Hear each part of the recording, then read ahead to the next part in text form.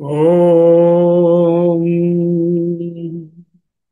యో బ్రహ్మాణం విదధాతి పూర్వం యో వై వేదాంశ్చ ప్రహిణోతి తస్మై తం అదేవమాత్మబుద్ధి ప్రకాశం ముముక్షుర్వై శరణం అహం ప్రపద్యే.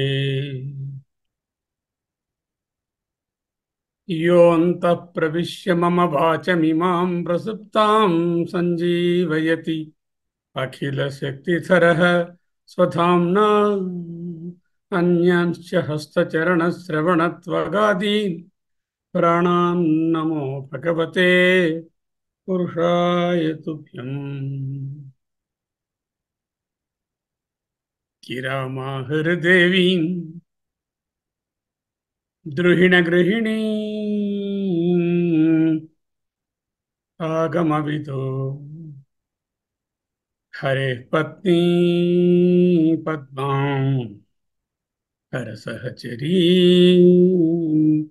భద్రితనయాం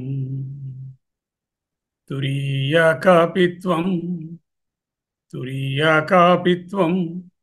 దురధిగమని సీమమహిమా మహామాయా విశ్వం భ్రమయసి పరబ్రహ్మ మహిషి. మహామాయా విశ్వం భ్రమయసి పరబ్రహ్మ మహిషి. శాస్త్రం శారీరమీమాంసా దేవస్తు పరమేశ్వరః ఆచార్యా శంకరాచార్యాః సంతు మే జన్మజన్మని. శ్రీ శంకర భగవత్పాదకృత సౌందర్యలహరి స్తోత్రరాజము అద్వైత అధ్యయన భారతి అధ్యయనము 19 శ్లోకాలను అధ్యయనం చేసుకున్నాము. ఈనాడు 20వ శ్లోకాన్ని అధ్యయనం చేయబోతున్నాము.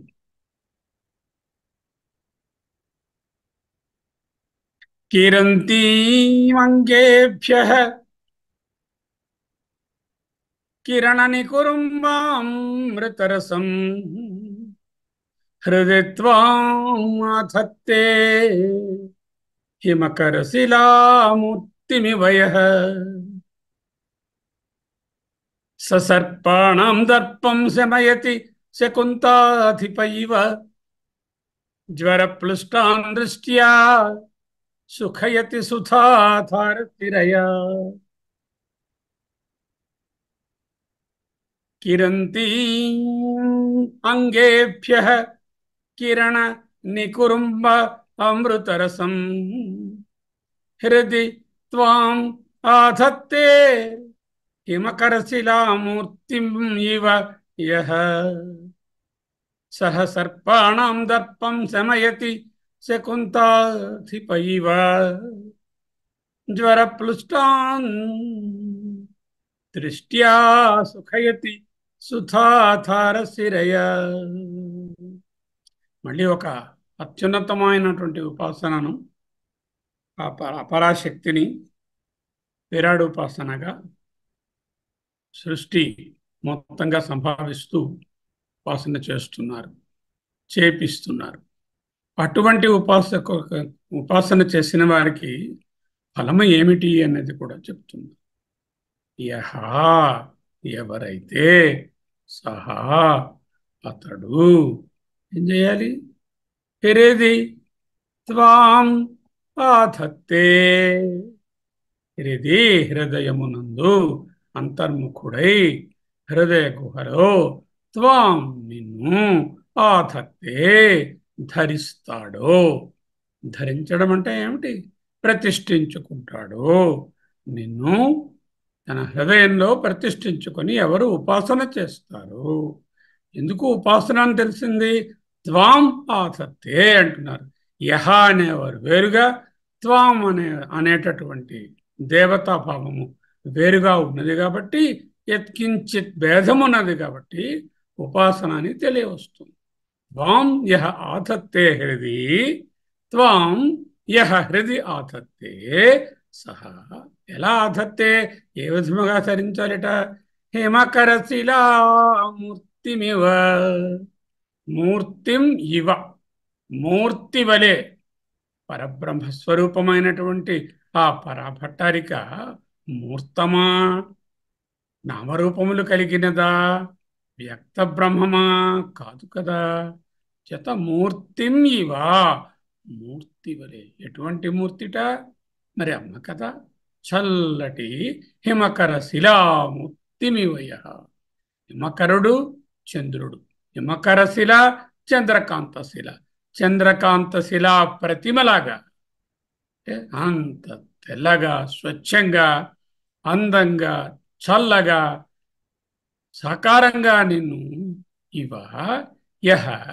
హృది త్వాం ఆతత్తే ఆ హిమకర శిలామూర్తి ఒక జడమైనటువంటి మూర్తి ప్రతిబింబమా అక్కడ కాదుట కిరణ నికురుంబ అమృతరసం కిరణ నికురుంబము కిరణముల సముదాయం కిరణముల సముదాయము అనేటటువంటి అమృతరసం కిరణం అంటే ఏమిటి వెలుగు వెలుగు అంటే ఏమిటి ప్రకాశం ప్రకాశం అంటే ఏమిటి చిత్ శిలామూర్తి ఏమిటి సత్ అంటే సచ్చిద్రూపంగా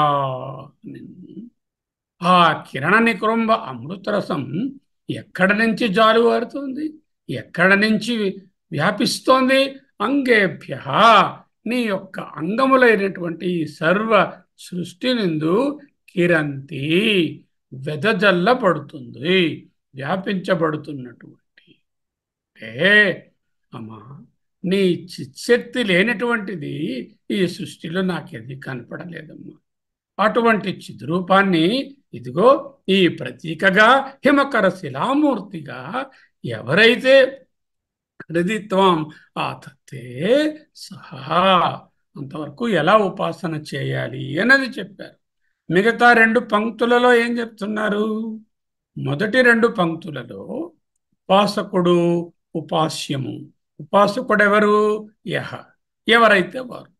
ఎవరైతే వారు త్వాం హృది ఆతత్తే నిన్ను హృదయమునందు ప్రతిష్ఠించుకొని ధ్యానిస్తాడు ఎలా ధ్యానించాలి హిమకర శిలామూర్తిమివయ అంటే చక్కటి సద్రూపంగా అందమైన చల్లని శుతిమెత్తని సాత్వికమైన ప్రకాశవంతమైన తెల్లని హిమకర శిలామూర్తిం ఇవావలే భావిస్తాడు ప్రతీకోపాసనలో ఒక విగ్రహాన్ని పెట్టుకుని ఈ విగ్రహం ద్వారా పరతత్వాన్ని దానికంటే హయ్యర్గా ఉన్నదానిని ధ్యానిస్తాం ఇటువంటి ధ్యానము ప్రతీక ఉపాసన అనబడుతుంది ఈ ప్రతీకోపాసన చేసినప్పుడు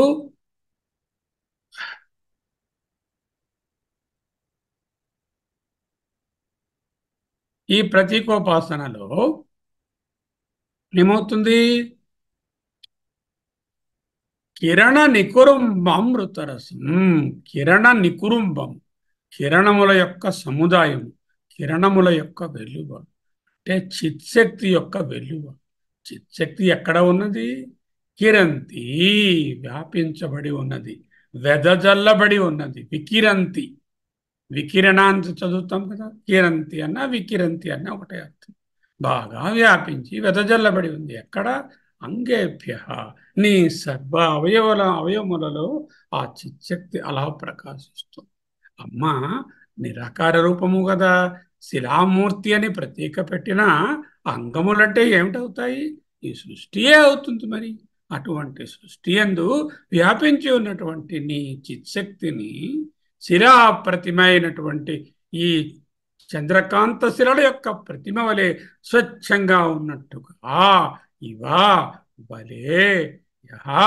ఎవరైతే త్వాం అంటే పరబ్రహ్మము ఆధత్తే ఇది హృదయమునందు నిలుపుకుంటాడు ధరిస్తాడు ప్రతిష్ఠించుకుంటాడు అతనికి ఏమిటవుతుందట శకుంతాధిప శకుంతము అంటే పక్షి దాని తాలూకా అధిప అంటే పక్షిరాజు పక్షిరాజు అంటే గరుత్మంతుడు వైనతేయుడు గరుడు ఆయన ఏం చేస్తాడు సర్పాణం దర్పం శమయతి సర్పాణం సర్పముల యొక్క దర్పం విషమును వాటి యొక్క దర్పాన్ని, పొగరుని శమయతి ఉపశమింప చేస్తాడు. ఇవా వలే, మళ్ళీ ఇక్కడ ఒక ఇవ, ఇక్కడ ఒక ఇవ, ఇక్కడ గరుత్మంతుడు ఎవరు లేరు. గరుత్మంతుడు దృష్టాంతంలో ఉన్నాడు. దృష్టాంతంలో గరుత్మంతుడు సర్పదర్పము, దాని శమనము శమయతి. శకుంతాధిప ఇవ సర్పాణం దర్పం శమయతి.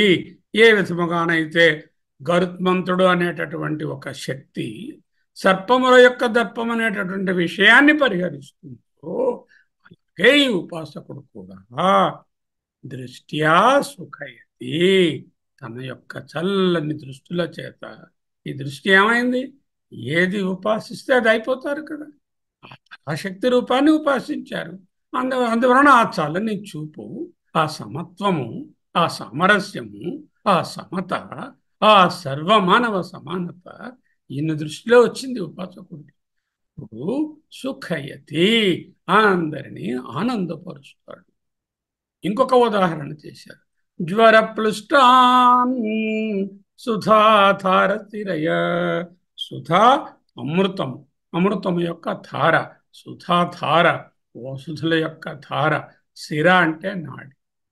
ఆ కాలంలో కూడా ఓషధులను సిరలు అంటే వెయిన్స్ అంటాం కదా, ఇక్కడ కనిపిస్తూ ఉంటాయి మీకు వీళ్ళ దగ్గర.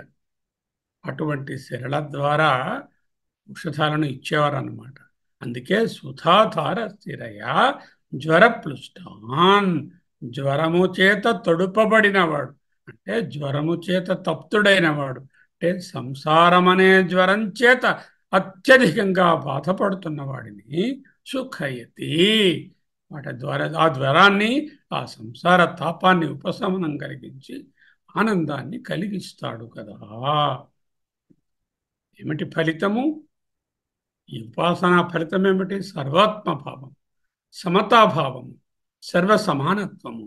ఈ సర్వసమానత్వం అనేటటువంటి భావము ఎటువంటిదంటే, అత్యధికమైన జ్వరంతో బాధపడుతున్న వారికి ఇంట్రావెనస్ మెడిసిన్ ఇచ్చి వెంటనే ఎలా తగ్గిస్తారు, అలాగే అత్యధికమైనటువంటి ఈ సంసారికమైనటువంటి జ్వరము లేక సంసార తాపము అనే బాధను సుధాధార అనేటటువంటి నాడి ద్వారా తగ్గించినట్టుగా ఈయన దృష్ట్యా, ఆయన దృష్టితోనే సుఖయతి, సుఖింపజేస్తున్నాడు కదా.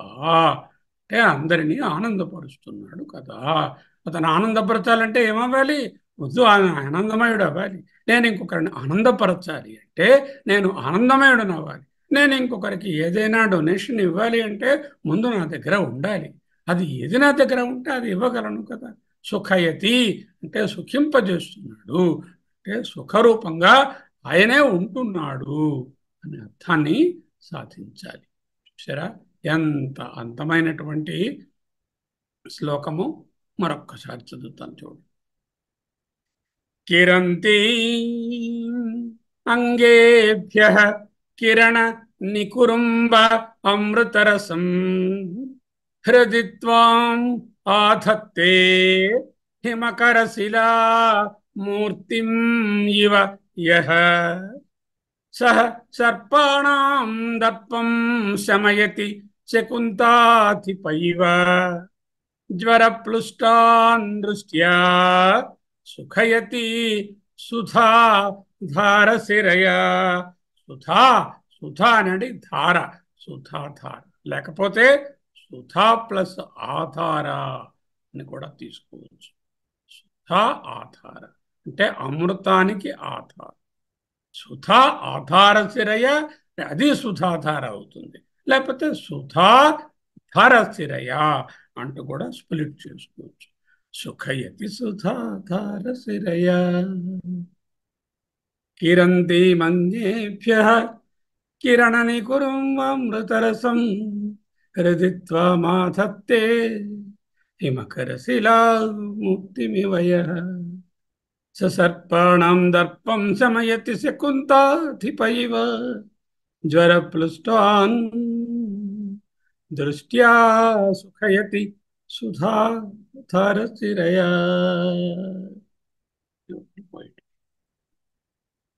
కిరంతీం అంగేభ్యః కిరణ నికురుంబ అమృతరసం హృది త్వాం ఆధత్తే హిమకరశిలా మూర్తిం ఇవ యః సహ సర్పాణం దర్పం శమయతి శకుంత అధిప శకుంతాధిప ఇవ శకుంతాధిప ఇవ జ్వరప్లుష్టాన్ దృష్ట్యా సుఖయతి సుధా ఆధార శిరయ, లేకపోతే సుధా ధార శిరయ.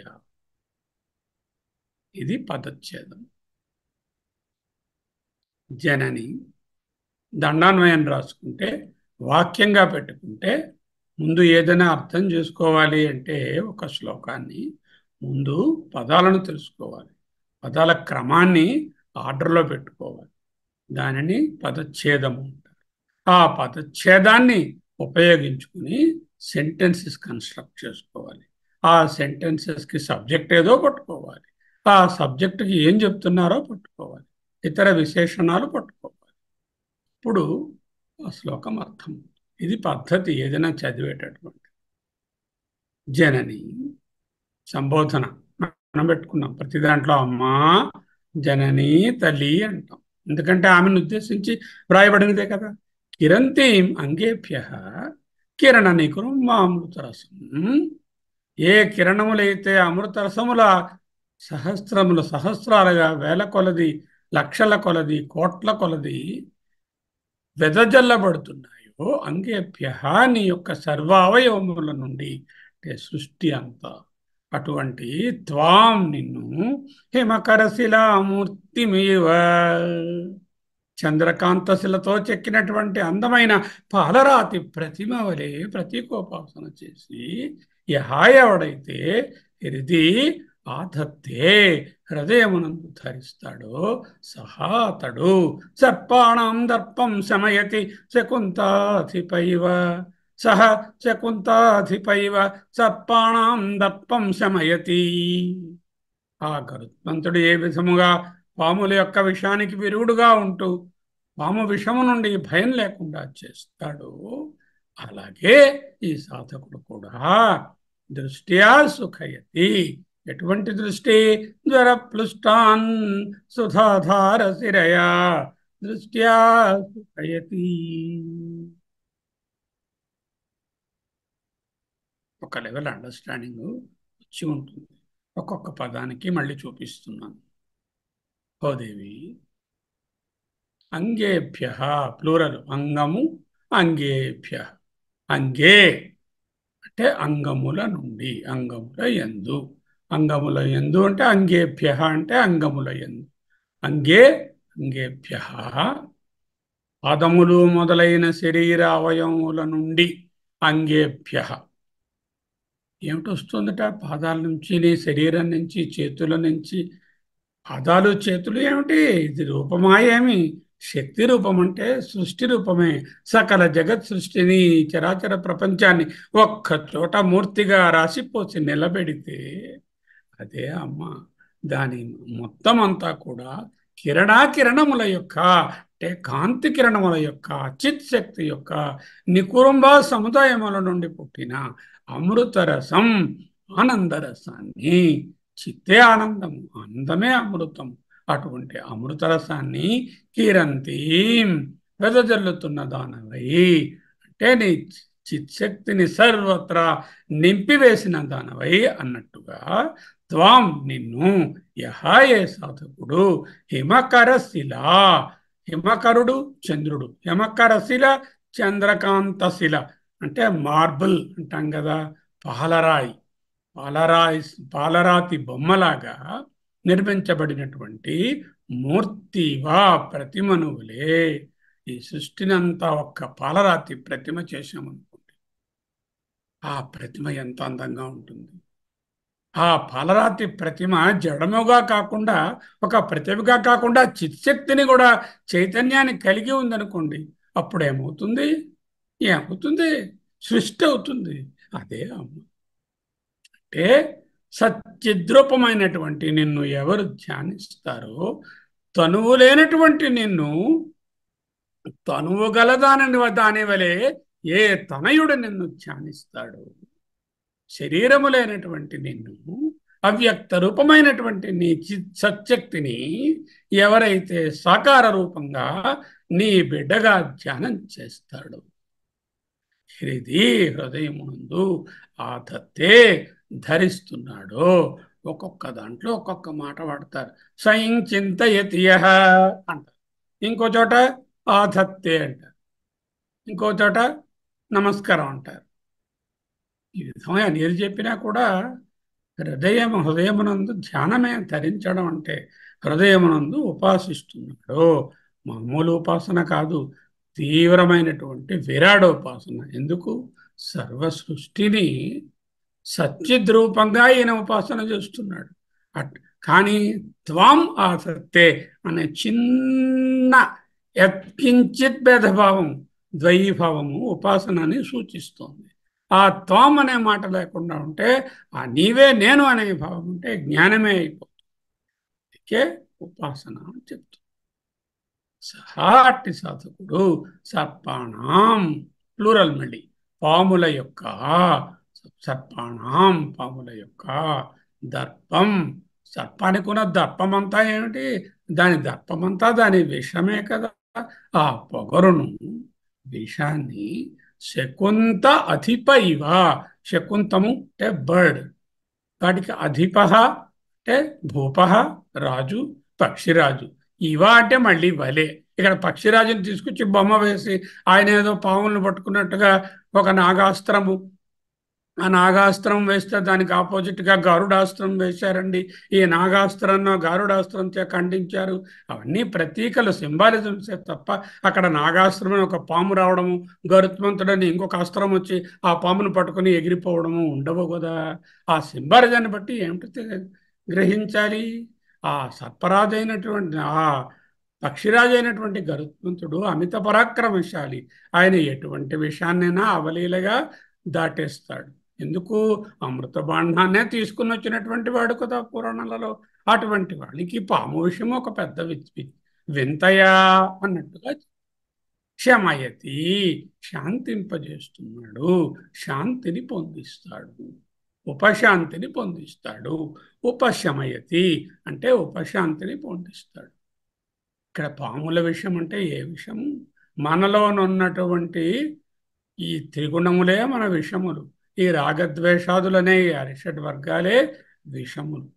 వీటిని తొలగించేటటువంటి శక్తి ఎవరు? గరుత్మాన్ అంటే ఆ పక్షిరాజు. ఏం చేస్తాడు? ఉపశాంతి కలిగిస్తాడు. అంటే కామక్రోధాదులు త్రిగుణాల వలన ఏర్పడినటువంటి ద్వంద్వాల నుంచి ఉపశాంతి కలిగిస్తాడు అనేటటువంటిది లక్ష్యార్థంగా చెప్పుకోవాలి. జ్వర ప్లుష్టాన్, ప్లుష్టాన్ అంటే తడుపబడిన అని అర్థం. డ్రెంచ్డ్ అంటాం కదా, హెవీ రెయిన్. హెవీ రెయిన్లో వర్ష ప్లుష్టాన్ అంటే వర్షంలో తడిసిపోయాడు, తడిసిపోయిన వారు అని అర్థం. జ్వర ప్లుష్టాన్ జ్వరము చేత తప్తులైన వారు. జ్వరం చేత తడిసిపోవడం ఉండదు కదా, జ్వరం చేత తప్పించబడతారు. అది వేడి కదా జ్వరము. జ్వరము అంటే ఇక్కడ ఉపలక్షణం వ్యాధి. ఇటువంటి శారీరకమైన మానసికమైన వ్యాధుల చేత తప్తులైన వారిని, అంటే ఆ వ్యాధికి గురి అయి బాధపడుతున్న వారిని, అంటే ఏమిటి?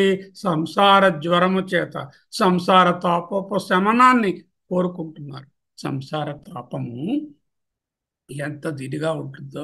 దుర్వార సంసార తవాగ్ని తప్తం దోధూయమానం దురదృష్టవాతై భీతం ప్రపన్నం పరిపాహి మృత్యో శరణం త్వదన్యం యదిహం న జానే. శిష్యుడు వేడుకున్నాడు కదా ఈ సంసార తాపం నుంచి బయటపై వేయమని.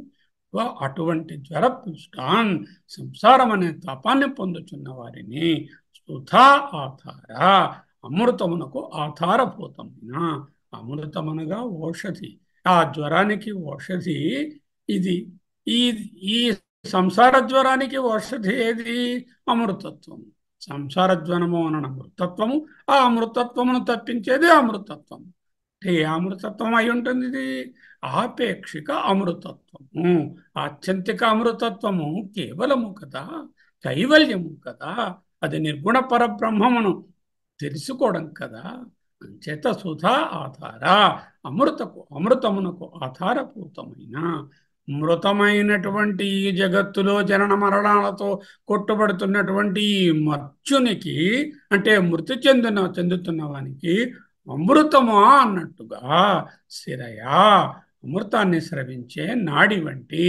అంటే ఐవి ఇన్ఫ్యూషన్ అనుకోండి, అమృతాన్ని డ్రిప్పుగా ఎక్కిస్తే ఇంట్రావీనస్గా ఏ విధంగా ఈ సంసార తాపం పోతుందో, అంటే మళ్ళీ అక్కడ ఒక రూపకమే అంతే తప్ప నిజంగా అమృతాన్ని బాటిల్లో పెట్టి ఐవి డ్రిప్ ఎక్కించారు కదా, రూపిస్తున్నారు. దృష్ట్యా, తన యొక్క చూపు చేత. దృష్టి అంటే ఏంటి? ఇలా చూడడమనా? కాదు కదా, ఆయన యొక్క విజన్ చేత, ఆ ఉపాసన బలిమి చేత, ఆ ఉపాసన సామర్థ్యము చేత సుఖయతి, ఆనందపరుచుతున్నాడు, సుఖ పెడుతున్నాడు. ఎవరిని? సంసార జరం అనే తాపం చేత బాధపడుతున్న వారికి అమృతం అనే మందు ఇచ్చినట్టుగా తన చల్లని మెల్లని చక్కని చూపు చేత, సమత్వం చేత, సమానత్వం చేత, సర్వభూతస్థమాత్మానం సర్వభూతాని చాత్మని ఈక్షతే యోగయుక్తాత్మ సర్వత్ర సమదర్శన. సో అటువంటి ఉపాసన బలం చేత సుఖయతి, ఆనందపరుచుచున్నాడు, సుఖ పెడుతున్నాడు. అబ్బా, దేవి తల్లి, నీ పాదాలు మొదలై శరీరంలోని అవయవములన్నిటి నుండి జారువారుతున్నటువంటి దివ్య కిరణముల సముదాయం నుండి స్రవించిన అమృతరసాన్ని వెదజల్లుతున్న దానవై, అంటే సర్వ సృష్టిని నీ చిత్శక్తితో నింపివేసిన దానవైన ఒక శక్తిగా, ఒక పరబ్రహ్మముగా నిన్ను ఏ సాధకుడు చంద్రకాంతమణి శిలలచే నిర్మించబడినటువంటి మార్బుల్ స్టాట్యూ లాగా, అంటే పాలరాతి విగ్రహంలాగా ప్రతిమామూర్తి వలె సాకార రూపిణివాయ్ అన్నట్టు. ఆమె సాకార రూపము కాదు కదా. ఏమన్నారు? హిమకర శిలామూర్తిమివయ, హిమకర శిలామూర్తిం ఇవ అని పెట్టారు. సాకార రూపిణివా, ఈ సత్యశక్తి, ఈ సచ్చిదానందము సాకార రూపాన్ని ధరిస్తే ఇలా ఉంటుంది కాబోలు అని ఆయన భావిస్తున్నారు. ఎక్కడ? హృదయాంతరాలలో, బుద్ధి గుహలో, తన హృదయమున లెస్సగా ఉపాసిస్తున్నాడు. ఉపాసనకు హృదయం అత్యున్నత స్థానం. హృదయమునందే ఉపాసన జరుగుతుంది. జ్ఞానము హృదయాతీతమై ఉంటుంది, మనోవాగతీతమై ఉంటుంది. ఉపాసన హృదయస్థంగా ఉంటుంది. తన హృదయంలో లెస్సగా, చక్కగా, గాఢంగా, తీవ్రంగా, అనన్యంగా. అనన్యం అంటే ఏం చెప్పారు నిన్న? బ్యూటిఫుల్ అర్థం చెప్పారు. అనన్యాశ్చింతయంతో మాం ఏ జనా పర్యుపాసతే, ఏ జనా ఉపాసతే అనన్యాశ్చింతయంతో. అన్య చింతన లేకుండా, అంటే ఏదో ఈ దేవుడు, ఈ ఉపాసిస్తున్న దైవము ఇది కాని వేరేది కాదని కాదు, నీవు తప్ప వేరేది లేదనే భావన అనన్య భావన. చాలా బాగా నచ్చింది నాకు. అనన్య భావన అనడంలో అన్య చింతలు పక్కన ఎలాగనో ఉండవు. నీవు నేను ఒకటే అనే భావనలో చేస్తే జ్ఞానం అవుతుంది. నీవు నేను అనే హెచ్చించే భేదంతో చేస్తే అత్యున్నతమైన ఉపాసన, విరడోపాసన, ప్రతీకోపాసన అవుతుంది. అటువంటి హృదయంలో లెస్సగా ఉపాసిస్తున్నాడు అనన్యాశ్చింతయంతో ఆ సాధకుడు. పక్షిరాజైన గరుత్మంతుడు పాముల విషయాన్ని ఉపశమింపచేసినట్లు. అది ఉపమానమే, ఒక దృష్టాంతం. దృష్టాంతంలో పక్షిరాజైన గరుత్మంతుడు పాముల విషయాన్ని ఉపశమింప చేసినట్లు అన్నారు. తీవ్రమైన సంసార తాపములచే తప్తులైనటువంటి వారికి అమృతత్వమును, ఆపేక్షిక అమృతత్వమే ఇది, అత్యంతిక అమృతత్వం అని చెప్పవలను పడదు. ఆపేక్షిక అమృతత్వాన్ని కలిగించి ఉపశమింపచేసి తన సర్వ సమతాభావంతో, సమత్వంతో అందరినీ సుఖయతి, ఆనందపరుచుచున్నాడు. దృష్ట్యా సుఖయతి సుధాధార శిరయ. కిరంతీమంగేభ్యః కిరణనికురుమృతరసం హృది త్వామాధత్తే హిమకరశిలామూర్తిమివయః ససర్పాణాం దర్పం సమయతి శకుంతాధిపైవ జ్వరప్లుష్టాన్ దృష్ట్యా సుఖయతి సుధా ధారశిరయా సుధా ఆధారశిరయా. త్రిపుర సుందరి పంచదశి మహామంత్రంలో మూడు కూటమిలు ఉంటాయి. వాగ్భవ కూటమి, కామరాజ కూటమి, శక్తి కూటమి. ముందు చెప్పుకున్నాం. కా, ఏ, ఈ, లా అనే బీజాక్షరాలు హరింకారంతో చేరిస్తే వాగ్భవ కూటమి. హ, స, క, హ, ల, హ్రీం అనేటటువంటిది కామరాజ కూటమి. ముందు శ్లోకాలలో వాగ్భవ కూటమి యొక్క ఉపాసనను, కామరాజ కూటమి యొక్క ఉపాసనను తెలుసుకున్నాం. 3 శ్లోకాలలో వాగ్భవ కూటమిని, కామరాజ కూటాన్ని 2 శ్లోకాలలోనూ చెప్పారు. ఈనాడు శక్తి కూటాన్ని ఉపాసించమంటున్నారు. సకల హ్రీం, సకల హ్రీం, సకలముగా అమ్మను భావించడము సకల హ్రీం, అదే శక్తి ఉపాసన. ఈ శక్తి కూటమి, ఈ మహిమ సంసార తాపాన్ని జ్వరప్లుష్టాన్ దృష్ట్వా సుఖయతి సుధాధారశిరయ, సంసార తాపాన్ని పోనడచుట, పోగొట్టుట. ఈ కూటమిలోని బీజాక్షరాల ధ్యానం ఏమిటి? సకల హ్రీం. ఓం శ్రీమాత్రే నమః. ఒక్కసారి మనసులో కళ్ళు మూసుకుని ఓం శ్రీమాత్రే నమః అనుకుని సకల హ్రీం అని ధ్యానం చేద్దాం.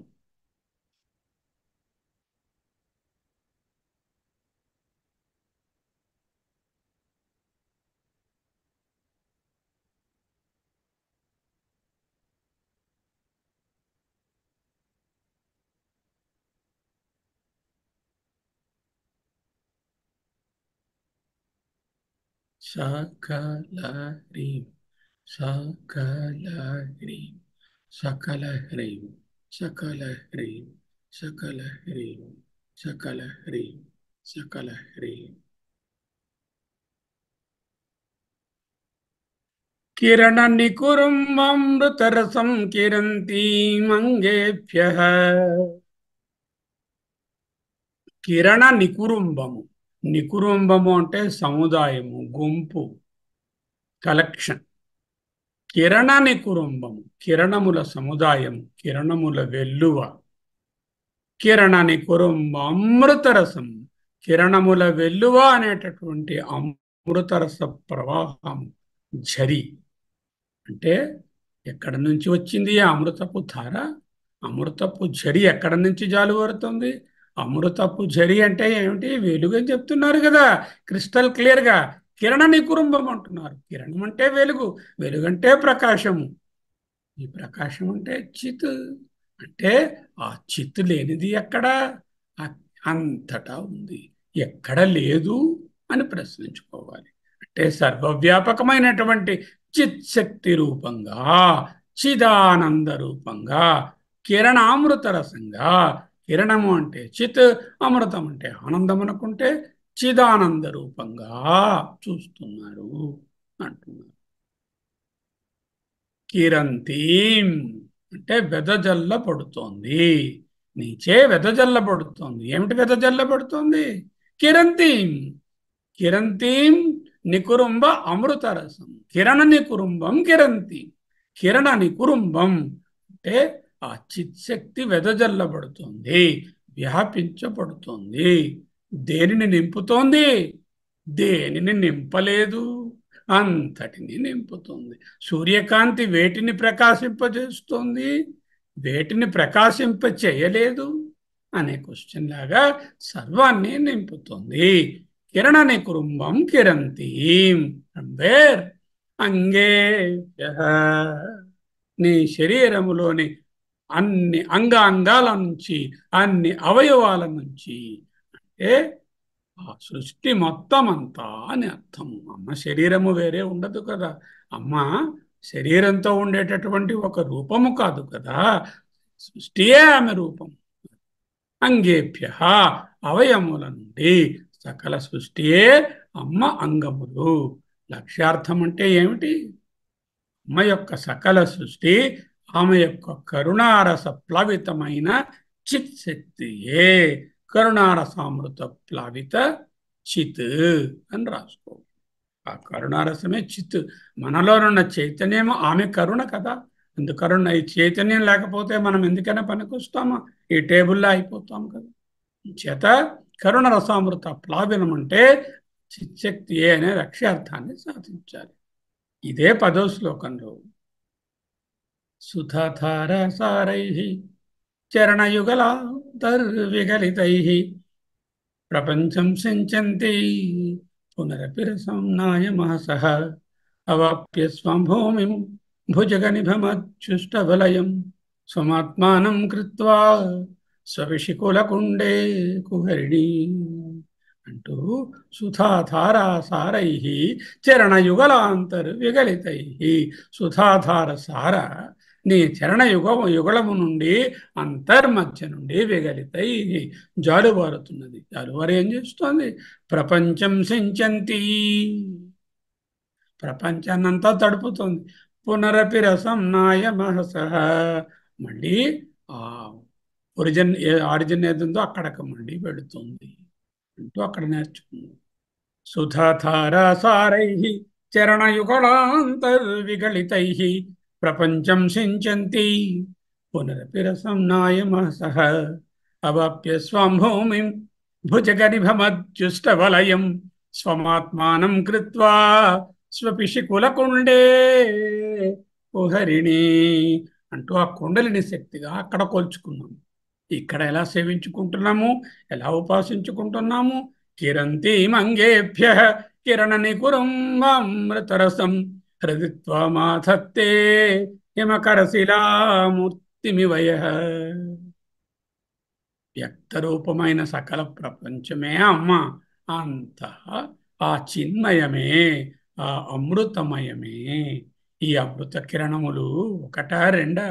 అనంతము, చంద్రసఖము, శీతలము, శుద్ధ సత్వము. ఆ అమృతత్వమును అందుకోవాలంటే ఏం చెయ్యాలి? హృదిత్వమాధత్తే, నిన్ను చక్కగా హృదయంలో ధరించాలి.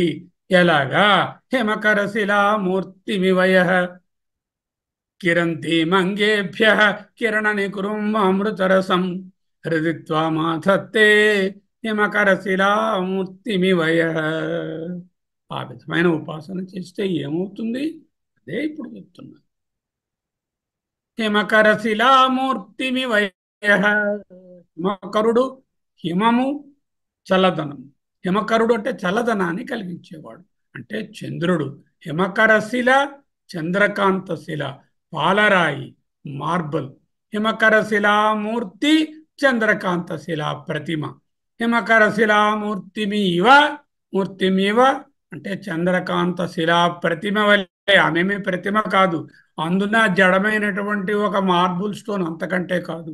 ఆ ప్రతిమను చూస్తే, ఏ ప్రతిమను చూసినా, ఏ దైవ విగ్రహాన్ని దర్శించిన కోవెలలో ప్రతిమ స్థూల బుద్ధి అన్నారు. అంటే స్థూల బుద్ధితో చూస్తే ఇది ప్రతిమ అనిపిస్తుంది, సూక్ష్మ బుద్ధితో ఈ ప్రతిమ ప్రతీక. దేనికి? ఆ దేవత యొక్క ప్రతీక. ఇక్కడ దేవత ఎవరు? సర్వదేవతా స్వరూపిణి అయినటువంటి ఆ జగన్మాతయే ఇక్కడ దేవత. ఈ ప్రతిమ ఆ జగన్మాతకు ప్రతీక. చంద్రకాంత శిలా ప్రతిమ వలె హిమకర శిలా మూర్తిమివయ. ప్రతిమా ఉపాసన సాకారమును చూస్తూ నిరాకారంలో ప్రతీకోపాసనను బోధిస్తున్నారు. చంద్రకాంత శిల చలదనానికి, తెల్లదనానికి, స్వచ్ఛతకు, శుద్ధసత్వానికి సూచిక. సూచిక, సంకేతము చంద్రకాంత శిల. అందుకే హిమకర శిలామూర్తిమివయ. ఇవ అంటే వలే, అంటే 2 రూపాలు ఉంటాయండి. సాకారంగా చూస్తే ప్లూరాలిటీ, వ్యావహారికము, నానాత్వము. నిరాకారంగా దర్శిస్తే ప్లూరాలిటీ లేదు, ఏకత్వము, ఏకమేవ అద్వయం బ్రహ్మ.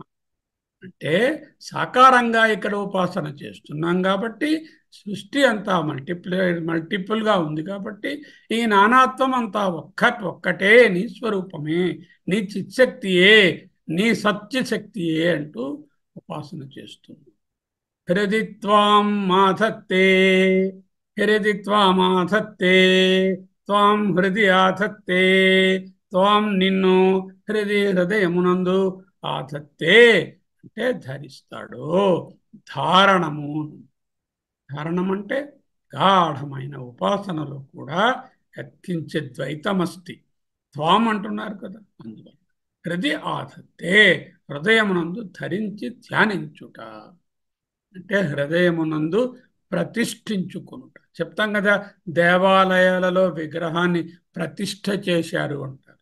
దేవాలయాలలో సరే, ఈ హృదయ దేవాలయంలో ఎప్పుడు ప్రతిష్ఠిస్తామో అమ్మ విగ్రహాన్ని, అమ్మ రూపాన్ని, అంటే ఈ జగద్రూపాన్ని ఎప్పుడు మనము ప్రతిష్ఠిస్తాము? అదే ఇక్కడ ధ్యానం.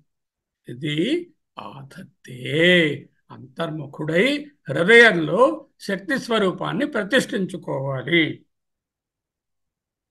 అంటూ ఇక్కడ చెప్తున్నారు. ఇంకా సర్పాణం దర్పం శమయతి శకుంతీపైవ కించ, ఇంకా ఏం చెప్తున్నారు దీని ఫలితాన్ని? సహా అతడు శకుంతములు అంటే పక్షులు, శకుంతాధిపుడు పక్షిరాజైనటువంటి వైనతేయుడు సర్పాణం దర్పం సర్పముల యొక్క దర్పము పొగరు, వాటికుండే పొగరే వాటి విషము. అంటే ఆ విషాన్ని శమయతి గరుడు సర్ప విషమును ఉపశమింపజేయును. ఇది లోక ప్రసిద్ధమైనటువంటి ఒక భావన. నాగాస్త్రము, నాగాస్త్రానికి గరుడాస్త్రము, లేకపోతే రామలక్ష్మణులు నాగపాశానికి బంధులైపోయారు. నాగాస్త్రాన్ని వేసి ఇంద్రజిత్తు వాళ్ళని కట్టేశాడు. కట్టేస్తే అప్పుడేం చేశాడు, ఈయన గరుత్మంతుడిని తీసుకొచ్చారు. ఆంజనేయ స్వామి వెళ్ళి ఆ గరుత్మంతుడు ఈ పావులన్నిటి నుంచి వాళ్ళని విడుదల చేశాడు. ఈ కథలో అర్థం ఏమిటి? ఇక్కడున్న ప్రతీకయే అక్కడ కూడా ప్రతీకగా చెప్తుంది. ఇవా వలే పోలిక దృష్టాంతం చెప్తున్నారు. ఇవా అని ఎప్పుడైతే ఉందో ఉపమాలంకారం.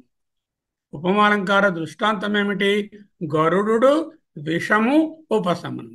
గరుడు సబ్జెక్టు, విషము ఆబ్జెక్టు, ఉపశమనము క్రియ. ఇది దృష్టాంతం.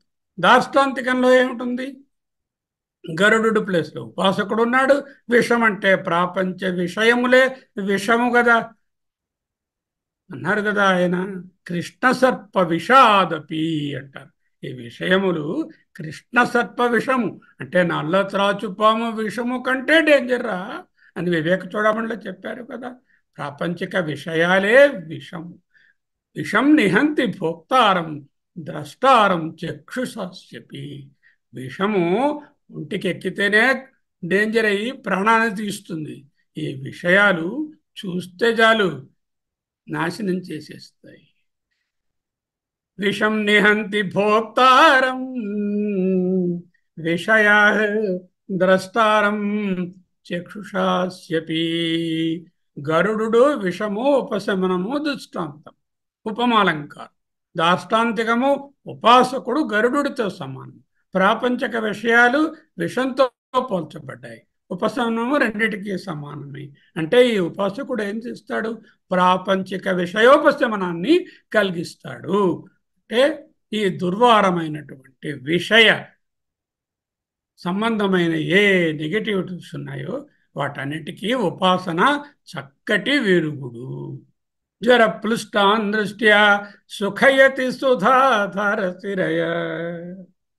దృష్ట్యా సుఖయతి జ్వరప్లుష్టాన్ సుధాధార స్థిరయ. జ్వరప్లుష్టాన్ జ్వరముతే తడిసిపోయిన వారు. ఎండతో తడిసిపోయాడండి అంటామా? అంటే ఏమిటి? ఎండతో మగ్గిపోయాడు, మాడిపోయాడు, జ్వరం చేత తప్తుడయ్యాడు. అంటే జ్వరము అంటే సంసారం అనే తాపము, వేడి, వేడిమి. వేడిమి అంటే కొంచెం వేడి, వేడి అతి వేడి సంసార తాపము చేత బాధితులైన వారు సుధాధార స్థిరయ. సుధాధార అమృతధార, సుధ ఆధార, సుధకు ఆధారము, అమృతానికి ఆధారము. అంటే మందు,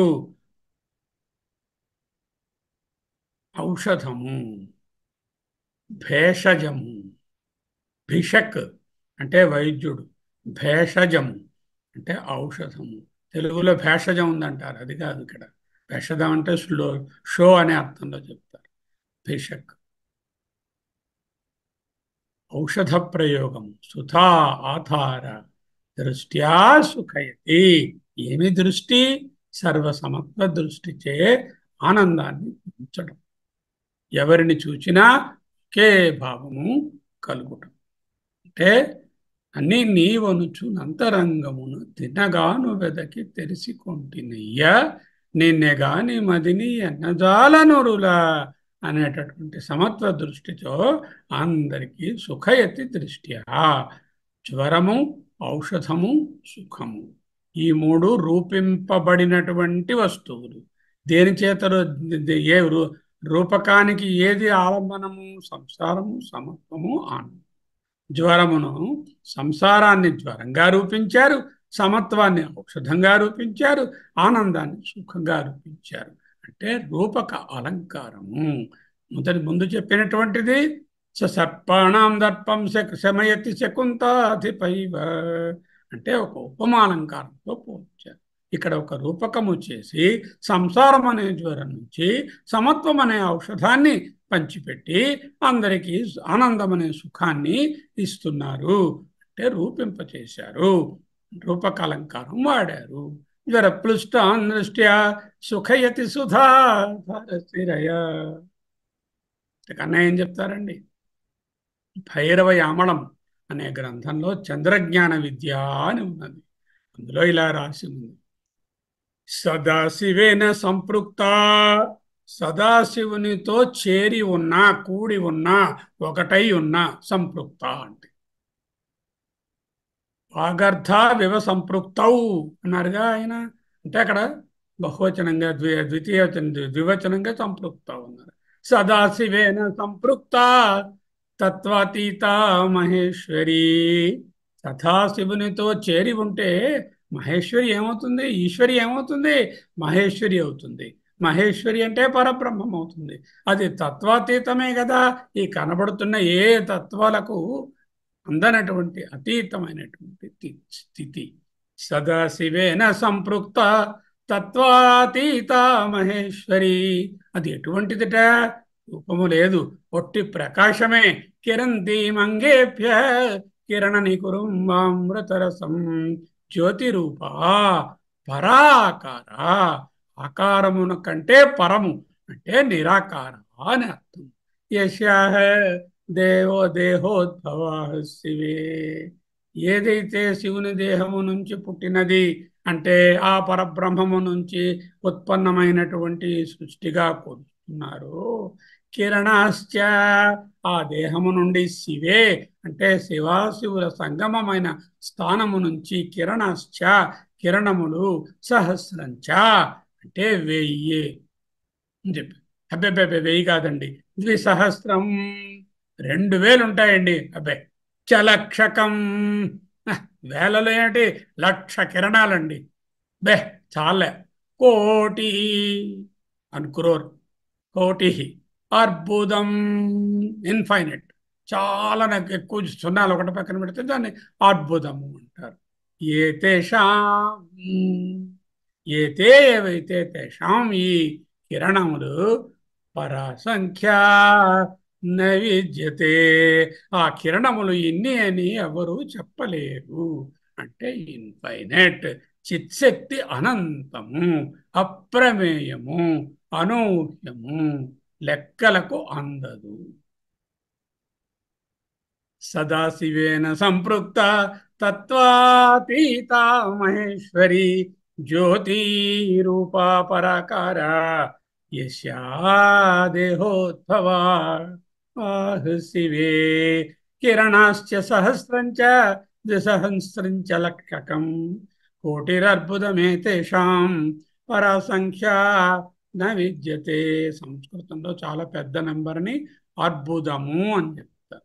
కాళిదాసకృత అంబాస్తవంలో ఇలా వ్రాయబడి ఉంది: ఏ చింతయతి, ఏ చింతయంతి అమృతవాహిభిః.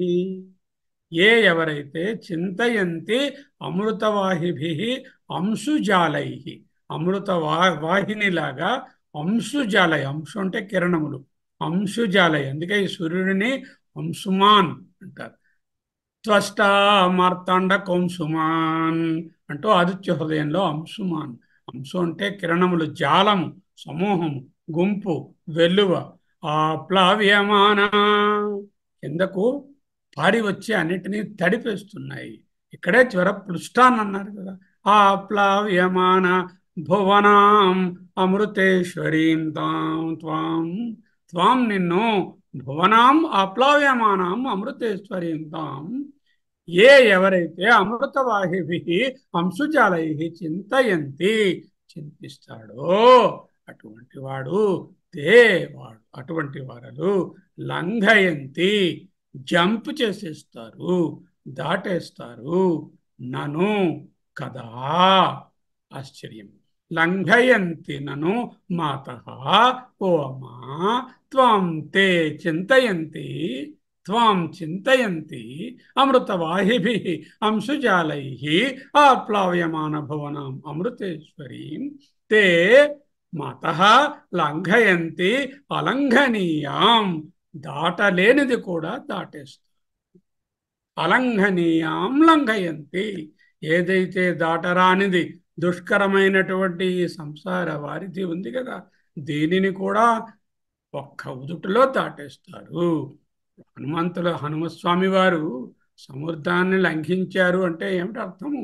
ఆ సముద్రము సంసారం వలె అల్లకల్లోలమైనది, అంటే సంసారాన్ని దాటి ఆవల తీరాన్ని చేరినటువంటి జ్ఞాని అని అర్థాన్ని చెప్పుకోవాలి. లంఘ అంతేగాని సముద్రాన్ని ఇలా వెళ్ళి అలా తోక ఇలా మీద గతుకుని వెళ్ళారండి, అవన్నీ ఒక ప్రతీకలు, సింబాలిజమ్స్.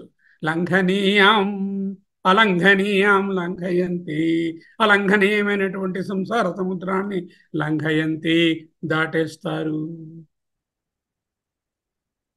పంగుం లంఘయతే గిరి యత్కృపాతమహం వందే పరమానందార్థమాధవం, మూకం కరోతి వాచాలం పంగుం లంఘయతే గిరీం, అంటే కుంటివారిని ఈ పర్వతం నుంచి ఆ పర్వతానికి జంపు చేయనిస్తుంది, అదే అర్థం. కుంటివారు అంటే నడకరాని మనలాంటి వాళ్ళు, సరైన నడవడి లేని వాళ్ళను మంచి మార్గంలో నడిపిస్తుంది అనేటటువంటి లక్ష్యార్థాన్నే గ్రహించాలి. ఎవరిని లంఘయంతిట? బ్రహ్మాదిభి సురవరైరపి, సురవరులందరినీ కూడా, బ్రహ్మాదులను కూడా దేనిలోంచి లంఘింపజేస్తుందట? అలంఘనీయాం కాలకక్ష్యాం లంఘయంతి, కాలం అనేటటువంటి పరిధి నుంచి దాటించేస్తుంది. సంసారం అనే సముద్రం అని చెప్పలే, అలంఘనీయాం కాలకక్ష్యాం బ్రహ్మాదిభి సురవైరపి మాతః లంఘయంతి అని యొక్క ఉపాసన బలం చేత, ధ్యాన బలం చేత వాళ్ళు కాలకక్ష్యాన్ని దాటిపోతారు, కాలము పరిధి నుంచి బయటకు వస్తారు, అంటే కాలాతీత స్థితిని పొందుతారు అన్నారు కాళిదాసు గారు. ఏ చింతయంతి అమృతవాహిభిః అంశుజాలైః ఆప్లావ్యమాన భువనాం అమృతేశ్వరీం త్వాం తే లంఘయంతి నను మాతః అలంఘనీయాం బ్రహ్మాదిభిః సురవరైరపి కాలకక్ష్యాం. ఈ శ్లోకాలు కూడా భగవత్పాదులు వారు చెప్పిన శ్లోకాన్నే ఇంకొక విధంగా దర్పణం పడుతున్నాయి. They're echoing the same message. ఒకసారి మళ్ళీ ఈ అద్భుతమైన శ్లోకాన్ని ఉచ్చరించుకుంటూ, చదువుతూ, పఠిస్తూ, ధ్యానిస్తూ, తపిస్తూ, ఉపాసిస్తూ ఒక్కసారి చూద్దాం. అందరూ కనులు మూసుకోండి. నేను పదము చదివినప్పుడు ఆ పదాలను భావన చేయండి.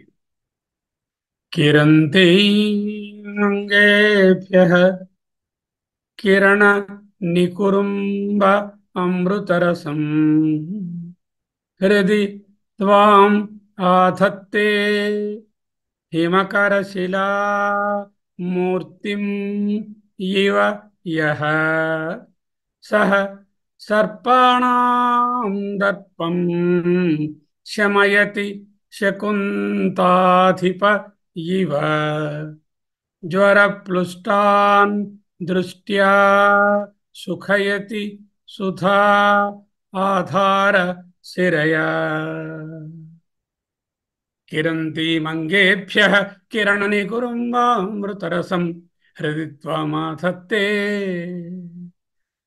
हिमकरशिलामूर्तिमयः ससर्पाणां दर्पं शमयति शकुन्ताधिपैव ज्वरप्लुष्टान् दृष्ट्वा सुखयति सुधाधारशिरया.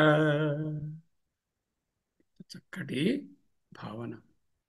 హృది త్వామాధత్తే, త్వాం నిన్ను హృదయమునందు ఆధత్తే ప్రతిష్ఠించుకుంటున్నాడు. అతడు సర్వాత్మభావంతో అందరినీ సమత్వ దృష్టితో దృష్ట్యా సుఖయతి.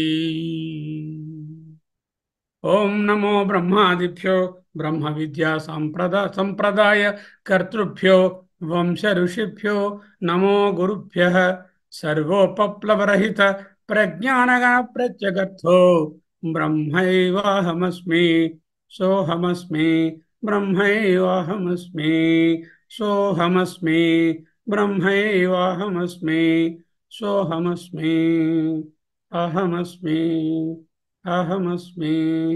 ఒక్క నిమిషం కనులు మూసుకోండి. మూసుకొని చక్కగా మనసును రిలాక్స్ చేసుకొని శరీరాన్ని కదలకుండా నిటారుగా ఉంచి ఇదిగో హైమకర శిలామూర్తిలాగా పెట్టుకుని శరీరాన్ని ఆ చిత్శక్తిని ధ్యానించండి.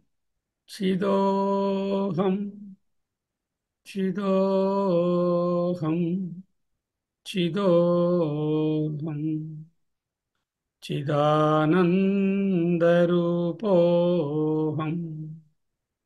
చిదానందరూపోహం చిదానందరూపోహం అహమస్మి అహమస్మి అహమస్మి సదస్మి సదస్మి చిదస్మి చిదస్మి సచ్చిదస్మి అహమస్మి అహమస్మి అహమస్మి అహమస్మి అహమస్మి అహమస్మి అహమస్మి